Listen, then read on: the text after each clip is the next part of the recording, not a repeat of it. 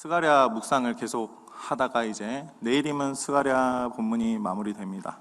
그리고 이제 5월 달부터는 레위기가 시작되죠. 네, 레위기. 저는 그걸 위기라고 생각합니다. 네. 스가랴가 사실 좀 쉽지 않은 본문이거든요. 그 말씀을 제가 준비하는 과정에서 제가 좋아하는 성경 구절이 있고 제가 좀 잘 이해가 되는 성경 본문이 있을 거 아니에요.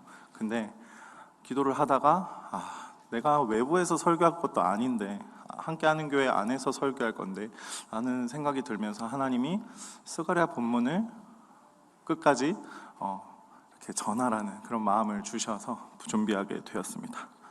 스가랴의 내용은 약속의 땅에 돌아와서 다시 나라를 재건한다는 이 유다 백성이 성전을 짓다가 이렇게 중단되니까 유다 백성의 마음이 어땠을까요? 무너지겠죠. 무너지고 그때 하나님께서 스가랴를 보내셔서 그 스가랴를 통해서 백성들을 일깨우시고 그들을 북돋으시는 내용을 담고 있는 내용입니다. 포인트를 좀 잡았으면 좋겠는데 두 가지 포인트를 좀 생각하시면서 설교를 들으시면 좀 이해하기 쉬울 것 같아요. 첫 번째 포인트가 하나님이 선택한 백성입니다. 하나님이 선택한 백성은 누구죠? 지금은 여러분들이시죠. 네. 하나님은 이스라엘 백성들을 선택하셨어요. 그 백성을 연단하시죠. 그러나 그 백성들은 하나님의 의도를 알까요? 모를까요? 모르죠. 네. 계속 모릅니다. 왜 그럴까요? 죄 때문이겠죠. 나 중심적이기 때문입니다. 그래서 이스라엘 백성들이나 우리나 불안합니다. 항상 불안을 가지고 살아가고 있죠. 왜 그럴까? 하나님을 묵상하지 않고 내 불안을 묵상하기 때문입니다. 이스라엘 백성들이 돌고 돌아서 이제 포로 귀환까지 한 상태예요. 그만큼 좀 고생을 했으니까 이제 좀 말귀를 들을 정도가 되지 않았나 싶은 그 정도의 수준에서 이제 하나님이 스가랴를 통해서 말씀하시는 거죠. 그리고 여기에 앉아있는 성도님들께서도 저마다 이제 다른 고난들을 다 겪고 오신 분들이잖아요. 그리고 이 자리에 앉으셨죠. 오늘 하나님께서 우리에게 하시는 스가랴의 말씀이 들리는 은혜가 있었으면 좋겠습니다. 포인트 두 번째 포인트는요, 하나님께서는 남은 자 VIP라 되어 있는데 두 번째 포인트, 남은 자를 부르십니다. 하나님께서는. 하나님은 지금도 남은 자를 찾고 계시죠. 여기 남은 자도 계시고 바깥에 남은 자도 찾고 계십니다. 스가랴 마지막에는 하나님께서 이방 나라들에게도 경배를 받으시는 그 하나님의 모습을 볼 수 있습니다. 하나님께서 이방 사람들에 대한 언급을 하시는 이유가 우리에게 어떻게 적용되었으면 좋겠나요? 저는 좀 묵상하다가 이게 전도구나 라는 생각이 들었습니다. 그리고 예전에 안락동 시절에 가지고 있던 상처들, 이제는 그것에 머물지 말고 이제는 전도하자라는 말씀으로 제가 묵상이 되었습니다. 오늘 그래서 제목은 하나님 나라 백성으로 살기입니다. 하나님 나라의 백성이시죠. 하나님 나라 백성으로 살기 원하는 함께하는 성도님들께서 이 자리에 오신 줄 믿습니다. 나에게 위로가 되는 것은 첫 번째, 담임 목사님 좀 따라했어요. 나에게 위로가 되는 것은 작은 첫 번째 있습니다. 작은 첫 번째, 공동체 생활 속에 터지는 일들. 무슨 얘기를 할지 좀 감이 잡히시나요? 신대원 제가 이제 졸업을 했고 이번에 강도사 교육까지 받고 왔는데 그 신대원 생활을 하면서 굉장히 친해진 동생이 한 명이 있어요. 신대원 동기인데 그 동기 친구가 같은 그 동기 중에 마음에 안 들어하는 사람이 한 명이 있었어요. 한 사람을 미워하면은 여러분 잠도 안 오잖아요. 저만 그런가요? 잠이 안 오기도 해요. 근데 얼마나 그 친구가 미우면은 저한테 같은 방 썼거든요. 이렇게까지 말하면 근데 오늘 좀 허락을 받았어요. 예. 얼마나 미우면은 매일같이 말을 해요, 저한테. 이 새끼, 막 이러면서. 예. 그러다가 이제 그 친구가 자기 미워하는 사람과 한 번씩 마주칠 때, 그 어색한 그 공기 있잖아요. 그 보는 재미가 되게 쏠쏠하더라고요. 예. 또 저러고 있네? 약간 이런 생각을 했어요. 두 번째, 조언자 역할. 제가 그 동생에게 한 1년 정도를 제가 말 안 하고 좀 지켜봤어요. 항상 위로해주고, 그랬어, 그래. 그래, 걔 왜 그랬노? 이런 식으로 이렇게 공감을 해주다가 한 1년 정도 지나고 나서 제가 한 번은 이렇게 말해봤어요. 제가 그 친구 어느 정도 이 저의 얘기를 들을 정도로 수준이 되었다고 판단이 되었나 봐요, 제가. 근데 뭐라 했냐면, 야, 니 왜 하나님 묵상 안 하고 그 친구 묵상하노? 이렇게 물어봤어요. 미워하는 마음이 있는 그 머물고 있는 그 모습을 제가 지적한 거죠. 약간 관계를 무릅쓰고 얘기를 하는 그런 느낌이잖아요. 근데 동생의 반응이 어땠냐면 약간 좀 충격을 받았나 봐요. 말을 못 하더라고요. 약간 이런 느낌. 예. 맞는 말이지만 생각보다는 위로가 되지 않았던 것 같아요. 예. 굉장히 그 여태까지 1년 동안 공감을 해주다가 한번 탁 찌르니까 순간 공감은 안 됐지만 그 공감받기를 원하는 마음이 안에 있었던 거겠죠. 그 뒤로 제가 조금만 빈틈을 주면은 저한테 뭐라 그러냐면, 형, 왜 하나님 묵상 안 해요? 이래요, 저한테. 저한테 계속 놀리더라고요. 네. 네. 좋은 동역자이자 좋은 동생이죠. 네.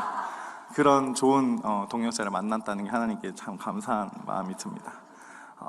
그런데 나도 짜증이 났던 사건이 있어요. 세 번째.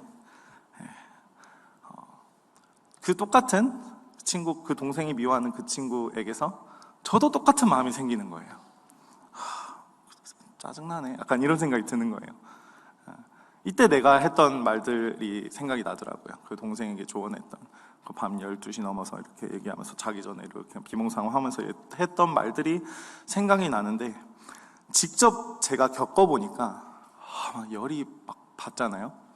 잠이 안 오는 거예요. 열이 받아가지고 그 친구가 느꼈을 그 1년 동안의 그 묵상을 하루 만에 한 그런 느낌? 잠이 안 오더라고요. 내가 조언을 했잖아요. 조언을 하고 나니까 저는 하소연할 데가 없는 거예요.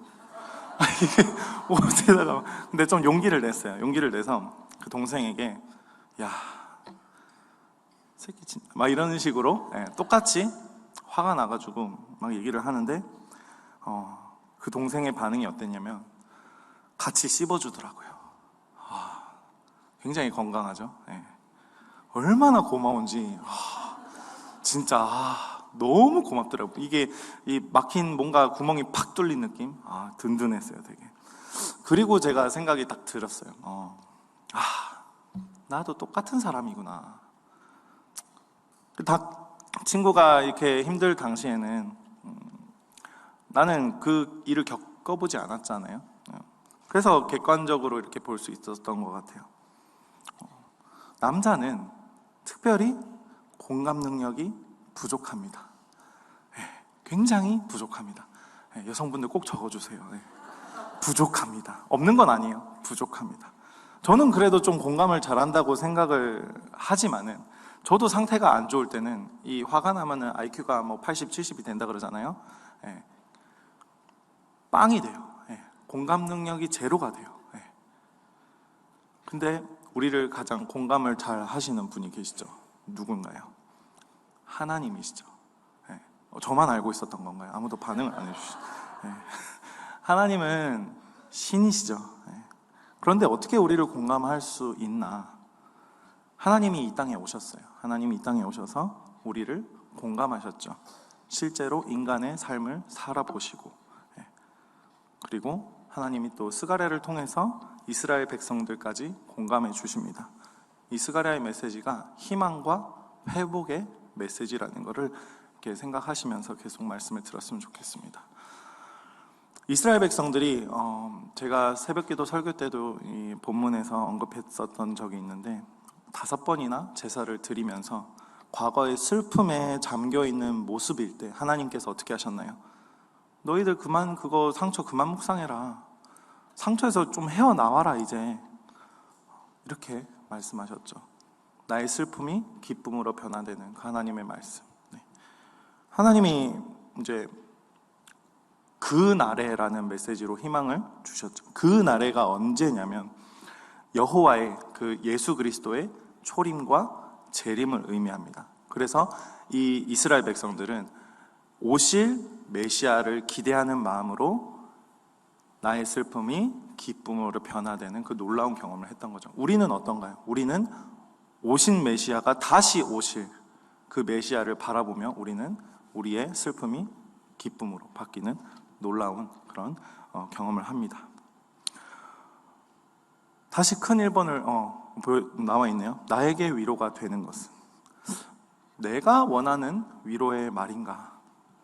내가 나의 편을 들어주는 내가 원하는 말인가? 아니면 그 날에 하나님의 언약 백성에게 위로가 되는 그 날이 나에게 위로가 되는가? 이 하나님의 말씀이 나에게 위로가 되는가? 우리에게 그 날은 이방 사람들에게 그 날은 심판의 날이죠. 우리에게 그 날은 뭘까요? 구원의 날입니다. 그래서 우리에게 희망이 되고 우리에게 위로가 되는 거죠. 예수님을 믿는 사람은 이 날이 기다려집니다. 우리의 구원자 되신 예수 그리스도를 생각할 때, 그리고 하나님과 교제할 때 우리는 진정한 위로를 받는 거죠. 예배를 드리고 기도를 하다 보면은 어때요? 내 모습이 보이죠? 한 번씩 하나님 말씀으로 내 모습이 탁 비춰질 때 찔리잖아요. 그리고 하나님 앞에 엎드리고 울며 회개하죠. 하나님, 내가 죄인입니다. 이렇게 기도하기도 합니다. 하나님의 이 말씀으로 기도를 통해서 하나님과의 관계를 통해서 찔리는 게 사람들 앞에서 당하는 수치보다 훨씬 유익하죠. 우리 성도님들은 나에게 위로가 되는 것이 과연 뭘까 한번 생각해 보셨으면 좋겠습니다. 하나님은 이 포로 귀환한 백성들에게 진정한 위로자가 되어 주시고자 이 스가랴를 통해서 하나님의 말씀을 전하게 하셨습니다. 그러면 하나님이 우리에게 위로가 되어 주신다고 하잖아요. 그럼 그걸로 끝일까? 아니죠. 이제 우리가 하나님이 원하시는 건 뭘까요?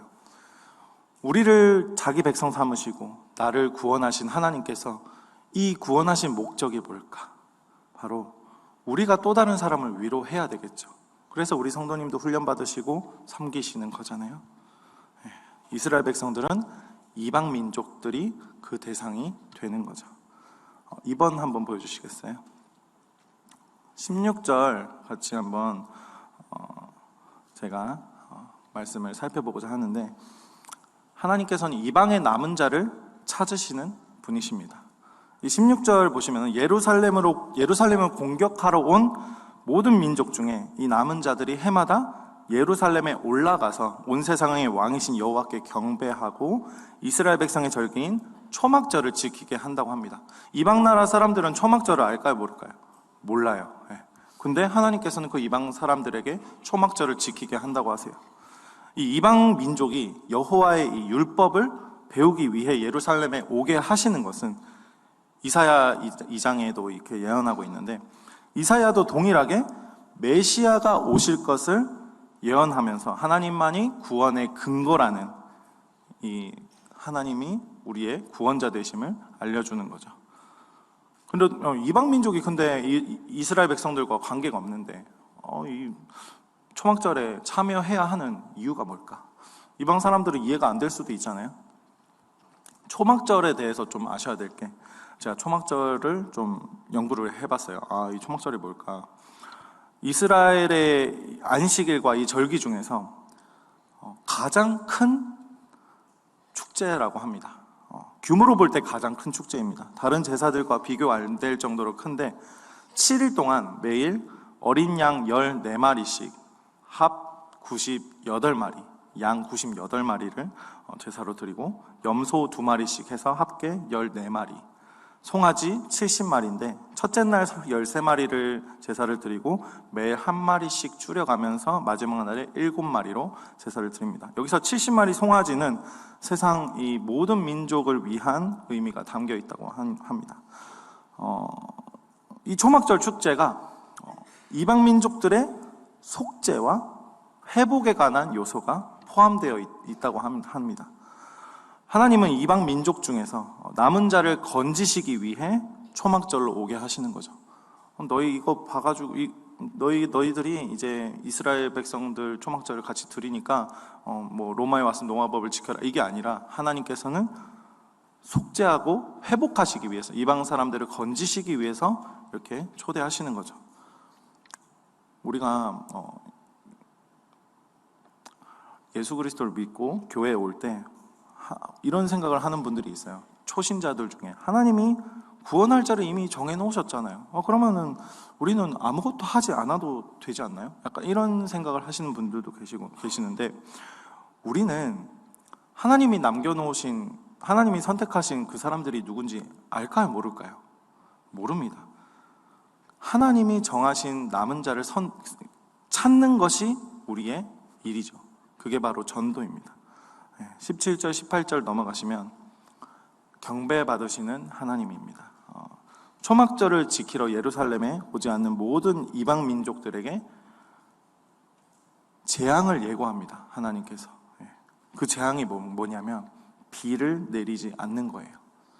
지금은 비를 이렇게 피하기 위해서 우산을 쓰고 막 상관없잖아요. 비가 오든 안 오든. 저는 좀 비를 안 왔으면 좋겠는데, 네.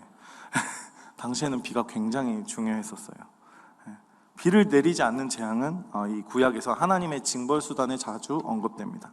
그런데 하나님께서 이 이방 민족들에게 초막절 축제에 불참한 이방 민족에게 비를 내리지 않는 재앙을 언급한 것은 초막절 행사와 관련되죠. 이 초막절에 이스라엘 민족은 제단에 물을 붓는 의식을 행하거든요. 제단에. 근데 축제 기간 동안에 이 실로암에 가가지고 물을 길어다가 제단에 붓습니다. 근데 물이 없으면 어떻게 될까요? 의식을 행할 수가 없죠.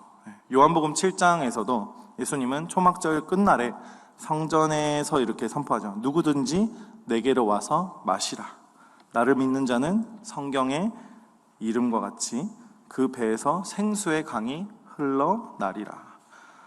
예수님은 생수를 성령이라고 말씀하셨습니다.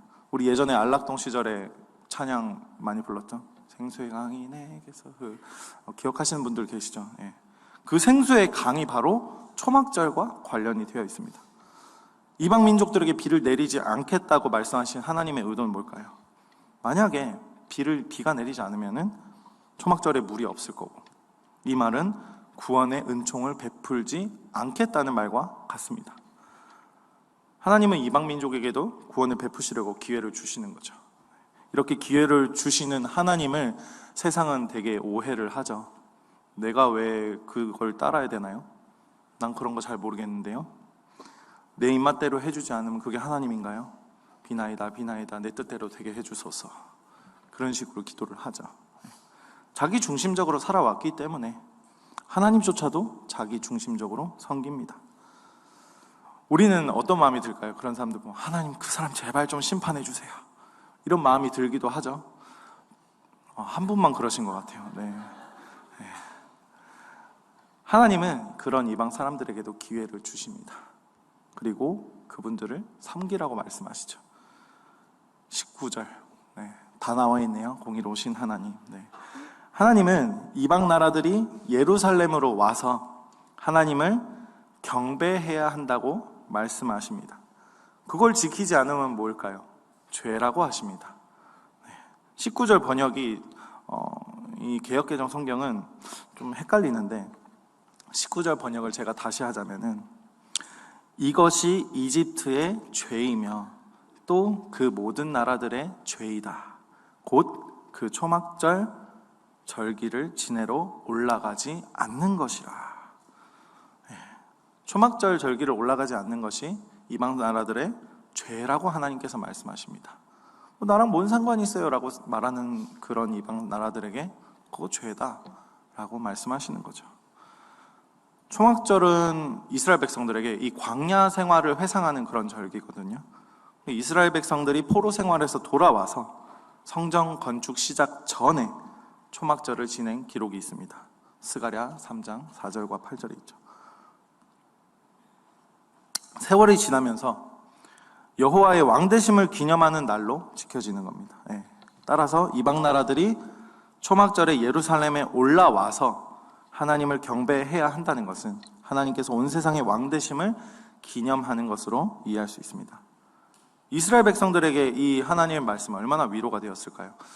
이제 나를 괴롭혔던 저 사람들이 하나님 말 다 들어야 되는데 사이다네 약간 그런 생각도 들었겠죠. 참교육의 끝판왕이신 하나님, 참교육 대박이야 막 이런 식으로 생각할 수도 있겠죠. 저만 또 그렇게 생각하는 건가요? 네. 그러나 하나님은 편파적이지 않으세요. 하나님은 이방 나라들에게 그런 법을 주는 자체가 그들에게 은혜겠죠. 뭐 그런 경우도 있잖아요. 평생 불교 신자였다가 죽기 딱 직전에 아멘 하고 천국 가는 사람들 약간 부럽다고 생각하시는 분들 계시나요? 큰일 납니다. 네. 하나님의 은혜인 줄 우리는 알잖아요. 그렇지만 그 초막절을 지키러 올라오라 라고 하는 하나님의 말씀이 그들에게 은혜일 줄 알까요? 모를까요? 모르겠죠.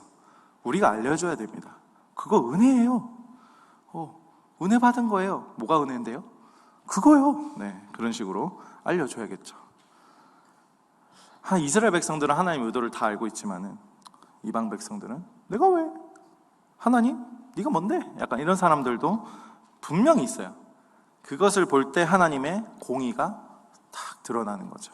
하나님은 모든 것의 기준이시고 모든 것을 심판하시고 모든 것을 구원하시는 분이라는 거.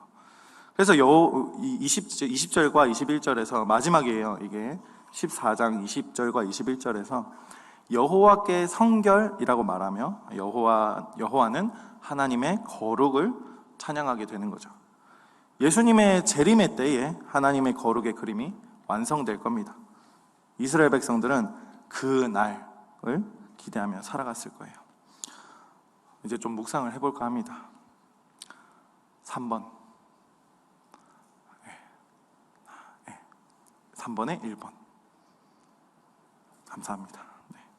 트라우마 극복. 하나님이 초막절에 이방 민족을 부르실 때 이스라엘 백성들 심정은 어땠을까요? 우리 할아버지의 할아버지를 괴롭혔던 그 나라 사람들이에요. 트라우마가 딱 있겠죠. 얼굴만 봐도 약간 두려워요. 무서워요. 저 사람들이 온다고? 내가 어떻게? 약간 불안한데? 눈빛만 봐도 알죠. 담임 목사님도 눈빛만 봐도 아는 것처럼, 그렇죠? 담임 목사님에게 혹시 트라우마 있으신 분들 있나요? 네, 손들지 마세요. 네, 기도하세요. 네. 이스라엘 백성들이 느꼈을 심정이 좀 그랬겠죠. 어떡하죠, 하나님? 왜 그러세요? 나한테 왜 그러세요? 하나님 날 선택하셨잖아요. 근데 나한테 왜 또 고난을 주세요? 이렇게 생각할 수도 있을 것 같아요. 근데 이 스가랴의 말씀을 온전히 이해한 이스라엘 백성들에게는 어떨까요? 더 이상 트라우마가 아니게 되는 거죠. 그게 바로 복음의 능력입니다. 그 날을 바라보는 이 이스라엘 백성들과 그 날을 바라보는 우리 함께하는 교회 성도님들께는 더 이상 트라우마가 아니게 되는 거죠. 아멘입니다. 이방 민족, 내가 섬길 대상, VIP가 트라우마가 아니라 섬길 대상으로 여겨지게 되는 거죠. 예전에 학교 다닐 때 나를 괴롭혔던 그 인간, 이제는 내가 하나님 깡패하면서 저렇게 살고 있는데 구원해야 되지 않겠습니까? 하나님 한번 연락해 볼까요? 이런 생각을 할 수도 있는 거죠. 내가 두려워하는 건 뭘까? 한번 생각해 보셨으면 좋겠습니다. 아직까지 우리는 과거의 상처들에 머물러 있지는 않나? 우리는 심판이 두려운가? 아니면 내가 견디지 못하는 그 두려움이 있나? 우리가 이 눈에 보이는 이 세상을 살아갈 때 무서운 사람도 있고 무서운 대상도 있잖아요.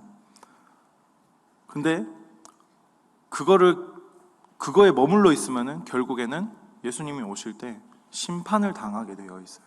근데 이 심판이 얼마나 무서운 건지 모르기 때문에 우리가 아직 그 안에 머물러서 허우적허우적 거리고 있는 거죠. 예수님을 믿는 것 자체가 사실 은혜라는 거. 다들 은혜 받은 성도님들이시죠. 하나님은 그 슬픔에 머물러 있지 말고 그 슬픔을 기쁨으로 바꾸신 하나님을 바라보라고 말씀하고 계십니다. 그게 7장과 8장에서 나타나고 있죠. 5번, 이렇게 1년에 5번이나 제사를 드리면서 하나님, 우리 조상들이 저렇게 슬퍼했는데 하나님, 너무 슬픕니다. 이러면서 애곡하는 우리에게 하나님께서는 너희들 그럴 필요 없다. 내가 니네들 편인데, 내가 너희들 편인데 너는 지금 뭘 하고 있냐? 와서 이제 기뻐해라. 그런데 우리는 바로 하나님 이렇게 슬퍼하다가 어떻게 바로 기뻐하라고요? 기뻐해라. 믿어지면 기뻐하게 되어 있는 거죠. 그래서 우리 노래도 있죠. 나의 슬픔을 주가 기쁨으로 변화시키시네. 잠잠할 수 없네. 기뻐 춤추며 찬양해. 하면은 노래가 보통 나오는데 안 나오네요. 네. 아무도 없네요. 네. 보진 않았어요. 네. 트라우마를 극복한 사람은 가만히 있을 수 없죠. 하나님이 나를 구원하셨는데, 하나님이 나의 백인데, 그렇죠?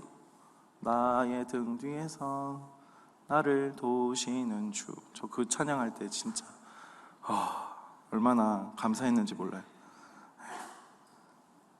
그 하나님께서 나에게 상처가 되었던 사람이 생각날 때 하나님이 내가 너를 사랑한다. 하너라, 내가 너를 사랑한다. 내가 너를 지금까지 기다렸다. 그 마음을 탁 우리가 느낄 때 어떤가요? 주야! 라고 나오는 거죠. 또 저만 나오나요? 네. 그때 든든함이 생겨요. 뭔가 아무것도 없어도 우리에게 이 든든함이란 게 딱 생기면은 눈빛이 딱 달라지거든요. 저도 약간 사람 눈을 보면 이제는 저 사람이 어느 정도 무슨 생각을 하는지 어디에 지금 집중하고 있는지 조금은 느껴지더라고요. 그래서 그 사람에게 질문이 좀 달라지죠. 그 사람 상태가 좀 보면 안 좋은 부분이면은 잘 관계가 안 되어 있으면 잘 오셨어요. 요즘 어떻게 지내세요? 이렇게 말하기도 하죠. 근데 친하면 어때요? 아까 동기 저 동생한테 얘기한 건 니 묵상하나? 약간 이런 식으로 얘기하기도 하죠. 네. 근데 이 조절을 되게 잘 해주셔야 돼요. 관계가 안 됐는데 딴에는 관계가 됐다 생각하고 셀장이면은 셀원에게 묵상하나? 이러면 어떨까요? 아직 아직 홍해도 건너지 않는 그런 성도, 그런 셀원에게 니 묵상하나? 묵상이 뭐예요? 약간 이러시면 안 됩니다. 네. 잘 그 밀당을 잘 하셔야 되고 그 사람에게 관심을 가지시면 더 좋을 것 같아요. 트라우마를 극복한 사람은 어떠냐면 예배를 쭉쭉 당기게 되어 있습니다. 우리 지난주 담임 목사님께서 말씀하셨죠? 예배를 어떻게 한다고요? 당김. 한번 해볼까요? 예배를 당깁니다. 예배를 당기셔야 됩니다. 아니죠. 당기게 되는 거죠. 수동적인 거죠. 능동도 필요하지만 수동도 필요합니다. 내가 의지를 들여서 예배를 드리고자 할 때 성령 하나님께서 나를 도우셔서 그 예배의 말씀이 들리게 하시고 그 예배의 은혜가 되게 하시는 분이 바로 성령님이십니다. 그 예배를 쭉쭉 당길 때 이 내가 살아가는 지금 이 세상에 많은 나의 고민들이 있지만은 그 고민을 하나님께서 다 해결해 주셨다는 확신이 딱 들고 다 해결해 주실 거라는 확신이 들 때 그게 바로 예배인 거죠. 예배를 한 번만 잘 드려도 들어올 때랑 나갈 때 표정이 달라요. 목사님 끝나고 이제 오셔가지고 저기서 이렇게 악수하잖아요. 다 보실 거예요. 저도 보이거든요. 아, 이렇게 말하면 안 되는데. 네. 아, 이렇게 말하면 안 되는데. 네. 표정이 달라요. 집에 가서 또 살다 보면은 또 뭐 꼬꾸라지고, 아, 또 돌아갔네. 아, 또 난 뭐 하고 있노? 이런 식으로 나 스스로를 정죄하기도 하지만은 다시 예배에 오면은 어떤가요? 은혜가 되고, 말씀이 당겨지고. 그래서 우리가 매주 예배를 드리는 거고, 우리가 매일같이 하나님 말씀을 묵상하는 거죠. 왜냐하면 우리는 아직 죄성이 남아있기 때문입니다. 예배를 통해서 이제 하나님과 교제하는 복을 누리고 이 맛을 알게 되었어요. 그러면은 어떻게 되냐면 자존감이라는 게 생기죠. 우리에게 자존감이라는 게 생기면 하나님이 나의 아버지세요. 더 이상 황동환 목사님이 나의 아버지가 아니라, 아직 황동환 목사님의 아버지 같은 분 계시나요? 저도 한 3년 차까지는 그랬었던 것 같은데, 지나고 나면은 담임 목사님이 믿는 하나님과 내가 믿는 하나님이 똑같네, 이런 생각이 들어요. 그러면은 든든해요, 진짜. 저에게 든든하다는 이 표정으로 이렇게 보이나요? 무서울 게 없어요, 진짜. 이 복을 누리는 맛을 알게 되니까, 하나님과 관계하니까 막 자신이 있는 거예요. 그래서 담임 목사님이 한 번씩 이렇게 쓴소리 하거나, 리더가, 담임 목사님 쓴소리 한 거 아니에요? 리더가 왜 이렇게 네. 리더가 쓴소리를 하면은 어떻게 되냐면 귀담아 듣게 됩니다. 핵심은 이거예요. 귀담아 듣게 됩니다. 보통 어른들이 말씀하는 거 MZ 친구들이 뭐라 하냐면 꼰대라 그러죠. 네. 꼰대가 꼰대했네, 약간 이런 식으로. 근데 그게 아니에요. 어른들이 하는 말은 우리가 귀담아 들을 만해요. 그래서 저도 어른들에게 자꾸 물어보거든요. 오늘도 목사님, 그 부목사님과 우리 어른들에게 설교 이렇게 요약한 거 보여주면서 어떤가요? 네. 불안해서 그런 게 아니에요. 네. 관계예요. 오해하시면 안 돼요. 관계예요. 다 그 생각이 있는 거예요. 네. 너무 여우 같나? 아무튼 네. 2번 메시아 예언 넘어가 볼까요? 하나님은 이미 답을 알려주셨죠. 메시아가 오실 것이다 라고 알려주셨죠. 그런데 아직까지 내 불안과 이 내 감정에만 집중하고 있진 않나. 구원은 받았지만 아직도 우리의 죄성은 어떤가요? 그대로죠. 잘 살다가도 한 번씩 헷갈릴 때가 있기도 해요. 그죠? 그런데 헷갈리시는 분들 저도 다 겪어봤거든요. 왜 그러냐면 아직 말씀이 나에게 희미해서 그래요. 말씀을 잘 몰라서 그럴 수도 있어요. 뭐 다른 이유도 있겠지만, 그런데 이 말씀의 뿌리가 내리면은 흔들리지 않습니다. 예수님이 씨 뿌리는 비유를 하셨죠. 그 씨 뿌리는 비유를 통해서 이 말씀이 얼마나 중요한지 우리에게 알려주셨습니다. 길가, 돌밭, 가시떨기, 좋은 땅. 좋은 땅에 뿌려진 것은 말씀을 듣고 깨닫는 자라고 말씀하고 계십니다. 예수님께서. 언약 백성은, 우리 함께하는 교회 성도님들께서는 말씀을 붙잡고 사는 백성입니다. 아멘입니까? 네. 이스라엘 백성은 오실 메시아, 그 예수 그리스도를 바라보며 살았고, 우리는 다시 오실 메시아, 그 예수님을 바라보며 살고 있습니다. 우리의 감정은 매일같이 요동치죠. 매일 아침에 일찍 일어날 때면 인생 뭐고? 이런 식으로 생각할 수도 있는데, 그 감정에 매여가지고 인생 왜 이러지? 이런 생각을 하다가도 이 변하지 않는 말씀, 매일 아침에 새벽기도 설교가 올라오는 그 묵상 파일을 듣고 말씀을 붙잡고 살 때 우리는 언약 백성으로 살아낼 수 있습니다. 하나님께서는 이방의 남은 자를 찾으십니다. 하나님은 이방 나라 중에 남은 자를 찾고 계시는데 3번입니다.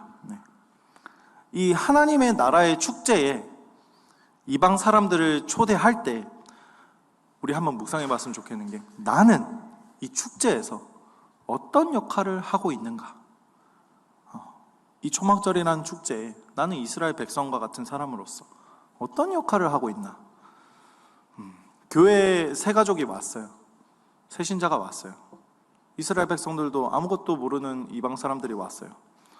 그 모르는 사람들에게 나는 어떻게 대해주고 있는가? 나는 기득권 행세를 하고 있는가? 아니면 신앙생활 잘 하는 척 하고 있지는 않나? 한번 생각해 보셨으면 좋겠습니다. 하나님 앞에서 하는 건지, 사람들에게 잘 보이기 위해서 하는 건지 한번 생각해 보셨으면 좋겠어요.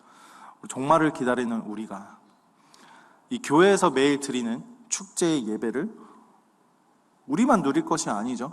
새로운 사람들이 오면은 그 사람들에게 이 예배가 축제입니다. 2시간 동안 앉아가지고 있는 게 엉덩이 아프고 몸은 막 찌뿌둥하고 저 이렇게 뭐 기지개 펴볼까요? 네. 아무도 안 피시는데 기지개 한번 펴볼까요? 네. 한번 해주고. 네. 네.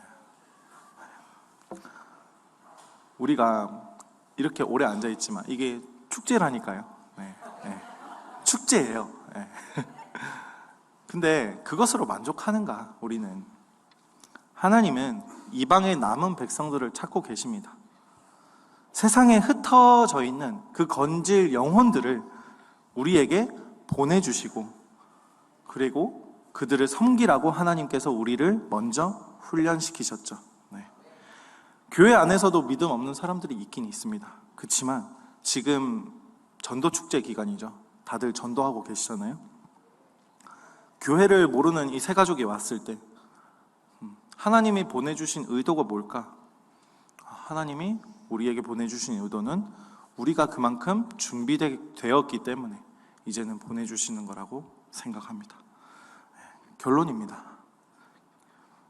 나는 무엇을 묵상하는가? 내가 의지하는 건 뭘까요? 난 평소에 뭘 묵상하나? 내가 관심 있는 주제는 뭘까? 교회인가? 아니면 돈인가? 아니면 명예인가? 아니면 내 자존심인가? 아니면 어떤 다른 타인인가? 하나님은 오늘 우리에게 하나님 나라를 바라보라고 하십니다. 이미 승리하셨고 완성하실 하나님 나라를 바라볼 때 우리 그런 말 하잖아요. 기차가 지나갈 때 개 짖는 소리는 들리지 않는다라고. 네. 너무 구수했나요? 네.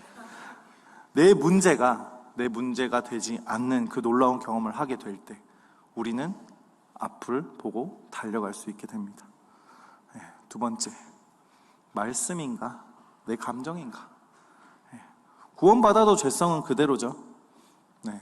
구원받았는데 죄성까지 해결되신 분 혹시 손들어 보실래요? 제가 한번 모시고 싶거든요. 네. 우리의 죄성은 나를 상처받게 하고 타인을 상처받게 만듭니다. 가장 근본적인 원인이 뭘까요? 죄 때문이죠. 죄는 예수님이 해결해 주셨지만 우리의 죄성은 그대로 있습니다. 내 감정에 집중하는 사람은 타인의 말에도 나 중심적으로 받아들입니다. 그래서 왜곡이 생기고 투사를 하고 오해가 생기는 거죠. 나 중심적으로 받아들인 사람 중에 대표적으로 이런 반응을 한 사람들이 있어요. 삐져요. 근데 삐지면 누구 손해다? 내 손해입니다. 삐지시면 안 돼요. 그러니까 삐졌는데 안 삐진 척 하는 것도 좀 웃겨요. 그렇죠? 자존심 부리는 것도 아니고. 그렇죠? 솔직하게 가서 자존심 탁 내려놓고 저 속상해요. 저 상처받았어요. 이런 것도 나쁘지 않은 것 같아요. 근데 그 마음에 머물러 있으면은 또 문제가 되는 거죠. 하나님께 충분히 앞에 가서 기도를 한번 해보시고 분명히 하나님께서는 그 기도를 통해서 우리의 모습, 나의 모습을 보게 해주실 때 나 속상해요. 나 상처받았어요. 이게 아니라 그 사람에게 가서 제가 잘못했습니다. 내가 죄인입니다. 라고 할 수 있게 되는 거죠. 삐지는 사람은 하나님과 관계가 안 됐다는 증거예요. 관계가 뭔지 아는 사람도 사실 근데 삐질 수도 있어요. 감정이 있기 때문에, 죄성이 있기 때문에. 그렇지만 다시 돌이키면 됩니다. 지난주 담임 목사님께서 1부 때 말씀하신 게 누가 상사가 뭐라를 했다. 그럼 내가 기분이 나빠서 화를 팍 내버렸어요. 그러면은 나중에 후회가 될 수도 있잖아요. 후회가 된다면은 돌이켜서 사과하면 된다고 하셨어요. 성도를 돌보는 목사나 자식을 키우는 부모나 같은 마음일 거예요. 미워서 뭐라 하는 게 아니죠. 잘 되라고 뭐라 하는 거예요. 그 정도 들을만 하니까 또 뭐라 했을 수도 있고. 근데 그것도 우리가 리더로서 어느 정도 기대하는 바가 있는데 뭐라 했을 때, 반응이 시원찮을 때 조금은 실망이 되긴 하겠죠. 그게 바로 또 그 리더들의 연단의 과정이 아닐까 싶습니다. 만약에 내가 삐졌다면 빨리 정신을 차리셔야 돼요. 정신을 차리기 위해서는 먼저 하나님의 은혜가 필요합니다. 하나님의 은혜를 받으려면 예배에 오셔서 말씀을 들으셔야 되고 기도를 하셔야 됩니다. 이 하나님의 은혜로 하나님의 말씀이 깨달아지면 말씀으로 살게 되는 은혜를 또 받습니다. 세상 종교는 불교만 해도 죄를 깨닫기 위해 되게 애쓰죠. 막 깨달음의 경지 이르기 위해서. 그게 깨달음의 경지, 이 죄를 깨닫는 게 다른 종교에서는 마지막 단계지만 우리는 어떤가요? 이 죄를 깨닫는 게 시작이죠. 깨달음의 경지부터가 시작인 거예요. 그래서 다 도사님들이세요. 다 깨달으셨잖아요. 그때부터가 시작이에요. 우리는. 우리 무엇을 깨달아야 하나? 뭘 깨달아야 될까요? 우리의 죄성을 깨달아야 되겠죠. 나는 죄인입니다. 이 예수 그리스도의 십자가 사건과 부활을 믿는 자는 우리의 구원을 받는데, 그렇지만 나는 아직까지도 죄인입니다. 구원을 받고 끝났나? 아니죠. 구원파가 아니죠. 구원을 알고 나면은 동시에 죄성을 알게 됩니다. 그때부터가 시작이죠. 그래서 지금 시작하고 있잖아요. 큐티학교 3일차. 이 큐티학교를 통해서 이 성도님들이 머리로만 알고 있던 예수 그리스도의 십자가가 나의 가슴으로 와닿을 때, 이 복음이 나에게 여겨지는 순간, 그때 다들 끝이라고 생각하겠지만 그때부터가 새로운 인생의 시작이라는 거. 그리스도인의 새로운 인생을 살게 되는 거죠. 그래서 우리는 훈련을 받아야 됩니다. 빌드업 괜찮죠? 그리스도인답게 사는 이 훈련. 우리가 이 말씀 전하실 때 보통 거지가 왕자 되었다, 이런 예도 많이 들잖아요. 거지가 왕자가 탁 되었다, 신분이 변했지만 왕자처럼 살 수 있는 게 아니잖아요. 왕자 수업을 받는 게 바로 함께하는 교회에서 평생 받을 수 있는 이 훈련 프로그램이에요. 3번. 벌써 나와 있네요. 내 문제가 해결되면 끝일까? 하나님이 날 구원하신 이유가 뭘까? 또 다른 사람을 살리기 위해서? 맞습니다. 하나님은 그렇지만 사람을 통해 일하세요. 누구를 통해 일하신다고요? 사람을 통해서, 나를 통해서 일하십니다. 내 문제가 해결되면 끝이 아니에요.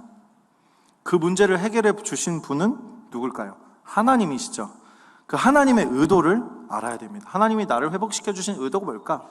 나 혼자 잘 먹고 잘 살기 위해서일까? 아니잖아요. 우리가 많이 알고 있는 것은 나를 자랑하기 위해서가 아니라 나눠주기 위해서죠. 배워서 남 준다 하잖아요. 저도 지금 신학 거의 이제 10년 가까이 했는데 배워서 남 주고 있잖아요. 남이 아니라 가족입니다. 네.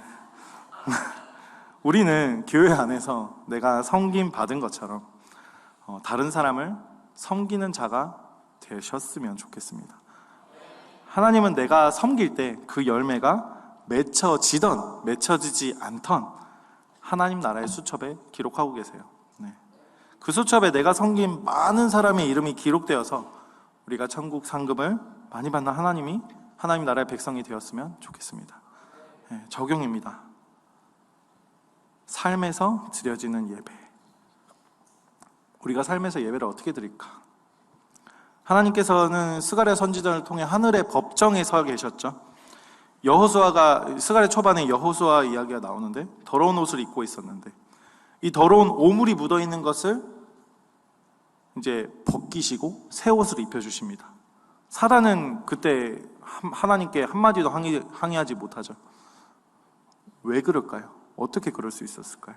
예수 그리스도 때문입니다. 예수 그리스도께서 이 땅에 오셔서 죄값을 치르셨기 때문에 사탄은 공격할 수 없는 거죠. 그런 사랑이 이스라엘 백성들에게 부어졌고 그 사랑이 우리에게 부어졌습니다. 이 사랑을 누리지 못한다면, 우리가 하나님의 사랑을 누리지 못한다면 다른 사람을 사랑할 수가 없어요. 이 사랑이 나에게 충만해져야 다른 사람을 조금 사랑할 수 있습니다. 우리에게는 아직 죄성이 남아있잖아요. 말은 사랑한다고 해도, 그렇죠? 사랑합니다. 옆에 한번 해볼까요? 사랑합니다. 사랑합니다. 진짜 사랑하세요? 네. 하나님이 사랑하시는 것처럼은 사랑할 수 없죠. 네. 복음을 누리고 있는 우리 성도님들께서 나만 누릴 수는 없잖아요. 그래서 리더를 신청하시고 셀장을 하시고 교회에서 여러 곳에서 섬기시는 거죠. 근데 리더를 오래 하다 보면은 자존감이 좀 살아나잖아요. 이게 내가 된 것 같고. 네.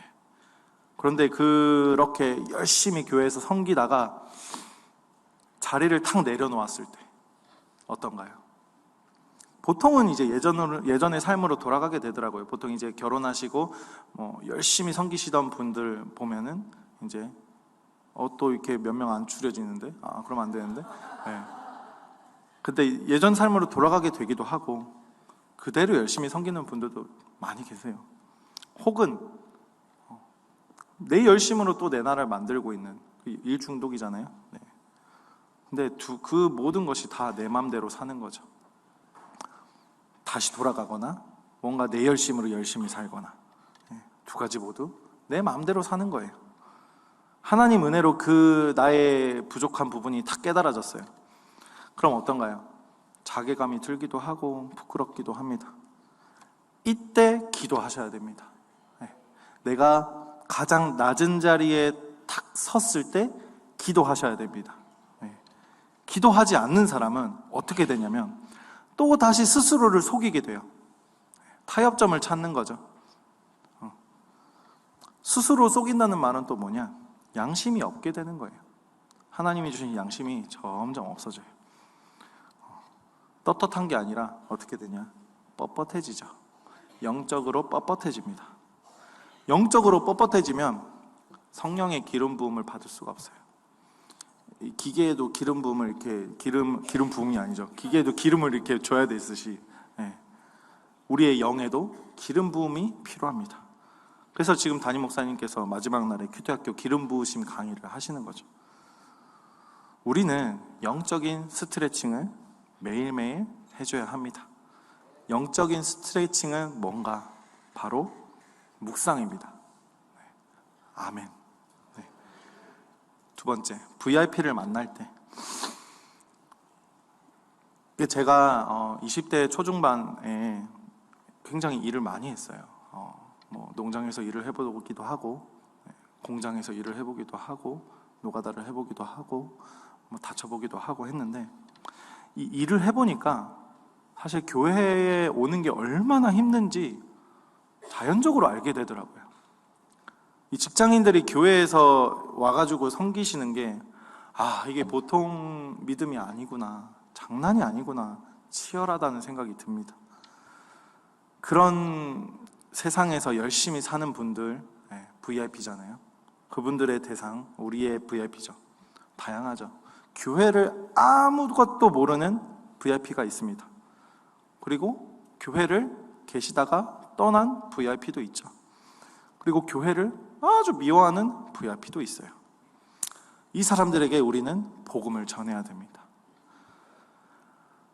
어제 목요일이죠. 점심 이후 오후에 사송 지역으로 제가 유치부 교사들이랑 노방전도를 갔습니다.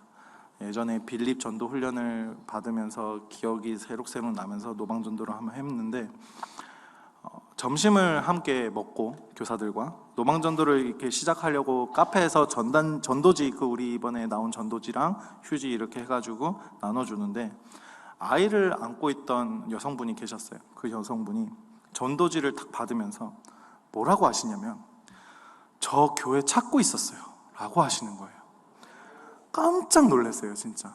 예전에 훈련 받으면서 한 번도 그런 경험을 해본 적이 없거든요. 근데 저 교회 찾고 있었어요 라고 하시는 거예요. 너무 신기한 경험이었어요. 용기가 막 생기더라고요. 하나님 살아계십니다. 아버지 달려갑니다 이러면서 그 아이를 안고 있던 그 여성분이 이제 유치부 교사님과 번호 교환을 하도록 했고, 교회에 가려면 또 차량이 필요하대요. 차량이 필요하다고 해가지고 이제 연락처를 주고받고, 만약에 교회를 가게 된다면은 그 교사님께서 태우고 오시는 걸로, 이렇게까지 얘기가 되었어요. 그리고 오늘 또 연락을 받은 거는 그 VIP를 만난대요. 카페에서 이야기를 하기로 했대요. 너무 감동이 되지 않나요? 하나님 희한하세요. 그 1시간 반인가 2시간 이렇게 전도했거든요. 근데 시작부터 그분을 만난 거예요. 너무 기쁘죠. 그리고 이제 전도를 마치고 또 제가 유치부 학부모 신방을 또 가는 길이었어요. 그런데 이제 아까 같이 신방하던 유치부 교사분에게 전화가 온 거예요. 뭐라고 하시냐면 어떤 할머니가 갑자기 길에서 오셔가지고 기도를 받고 싶으시대요 라고 전화가 온 거예요. 그 할머니를 바꿔드려도 괜찮을까요? 라고 하시길래 제가 예 바꿔주세요. 운전하면서 이제 이렇게 안 받았어요. 핸즈프리로 이렇게 받았는데 할머니가 이렇게 말씀을 하시기를 뭐라고 하시냐면 내 머리에 귀신이 있어요. 기도해 주세요. 이러는 거예요. 저는 그런 전화 처음 받아봤거든요. 예전에 제가 감리교에서 유아세례 받고 순복음에서 입교를 했어요. 그 순복음에서는 막 마귀를 쫓아내기도 하더라고요, 목사님이. 근데 그거 보기만 봤지 나한테 그렇게 쫓아내주세요 이런 분이 처음 겪으니까는. 그래서 제가 물어봤어요. 교회 다녀보신 적 있으세요? 라고 물어봤어요. 그 할머니는 네 이렇게 하시는 거예요. 저는 이렇게 얘기했어요. 저를 따라 기도해 주세요 라고 그랬어요. 할머님께서 저를 따라서 기도하시면서 아멘 아멘 하시는 거예요. 참 놀라운 경험이지 않나요? 1시간 2시간 이렇게 전도하러 갔는데 하나님께서는 저에게 참 많은 것들을 느끼게 해주시더라고요. 저도 그렇고 그 교사분들도 그렇고 굉장히 뿌듯했겠죠. 하나님 살아계십니다 약간 이러면서, 속으로는 저만 그런지도 모르겠지만은 이 경험을 하고 나서 하나님께서 스가랴를 통해 말씀하시는 것이 생각이 났어요. 이스라엘 백성들의 회복을 분명히 약속하셨고 그 예언의 말씀 속에 이방 사람들도 포함되어 있었죠. 아직 교회 밖에는 구원할 영혼들이 참 많구나 라는 생각이 들었습니다. 밖엔 건질 영혼들이 너무나 많아요. 진짜 하나님은 그 건질 영혼들을 위해서 우리를 선택하셨죠. 지금 18년 동안 우리를 그렇게 훈련시키셨잖아요. 이스라엘 백성들이 모세 때부터 우여곡절을 겪은 것처럼 우리는 짧게 많은 우여곡절을 겪어서 지금까지 왔습니다. 그 하나님께서 이 초막절의 8번째 날에 이방 나라들을 초대해서 다 함께 축제의 날로 지내라고 말씀하고 계십니다. 그 축제의 날이 함께하는 교회에는 5월 21일, 5월 28일이죠. 하나님께서 남은 이방 백성들을 찾으실 때 이제는 우리가 그들을 초대하고 그들에게 말씀을 가르치고 그들에게 기독교 가치관을 알려주고 그들에게 복음을 알려줄 때입니다. 아멘. 이 복음을 알고 전하는 하나님 나라 백성으로 살아내는 주의 백성이 되기를 주의 이름으로 축원드립니다. 우리